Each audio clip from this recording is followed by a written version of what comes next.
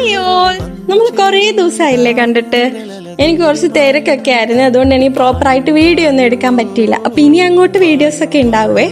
അപ്പം നമ്മുടെ ഇന്നത്തെ പരിപാടി ഒരു ബിരിയാണി ഉണ്ടാക്കലാണ്.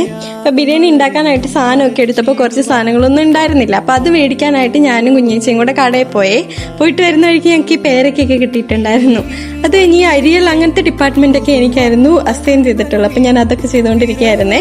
അപ്പം ചിക്കൻ കറി വെക്കുന്ന മമ്മിയാണ്. അപ്പം മമ്മി അതിനുള്ള പരിപാടി ചെയ്യുന്നു. ഞാനും കുഞ്ഞേച്ചിയും കൂടി ബിരിയാണി വെക്കണം. അതായിരുന്നു ഇന്നത്തെ ഒരു അജണ്ട എന്ന് പറയുന്നത്. അപ്പോൾ അതേ കുഞ്ഞേച്ചി അവിടെ ബിരിയാണിക്കുള്ള സാധനങ്ങളൊക്കെ വറക്കുവാണ്. ഞാൻ അവിടെ പോയി നിന്ന് മാനസികമായി സപ്പോർട്ട് ചെയ്യുന്നുണ്ട്. ആദ്യം നമ്മൾ കാഷ്യൂനട്ടും മുന്തിരിയും കൂടെ വറുത്തെടുത്തിട്ടുണ്ടായിരുന്നു. പിന്നെ സവോള ഇങ്ങനെ ഭയങ്കര തിന്നായിട്ട് അരിഞ്ഞിട്ട് അതും വറുത്തെടുത്തിട്ടുണ്ടായിരുന്നേ. പക്ഷെ നമ്മളിത് ഉണ്ടാക്കിക്കൊണ്ടിരിക്കുമ്പോഴാണ് ഇതിൽ എസൻസ് ഇല്ലാന്ന് മനസ്സിലാവുന്നത്. പിന്നെ അത് ഇല്ലാതെ തന്നെ അങ്ങ് കംപ്ലീറ്റ് ചെയ്യാമെന്ന് വിചാരിച്ചേ. അങ്ങനെ ഇത് അരിയൊക്കെ ഇട്ടു, അത് വെന്തൊക്കെ വന്നിട്ടുണ്ട്. അപ്പോൾ പിന്നെ നമ്മൾ ഇനിയിപ്പോൾ ഇത് മിക്സ് ചെയ്യുവാണ്. അപ്പോൾ ആദ്യം ഒരു ലെയർ നമ്മൾ വറുത്ത് വെച്ചിരിക്കുന്ന സാധനങ്ങൾ ഇടും, പിന്നെ നമ്മുടെ റൈസ് ഇടും. അങ്ങനെയായിരുന്നു. അപ്പം അതൊക്കെ മിക്സ് ചെയ്തു.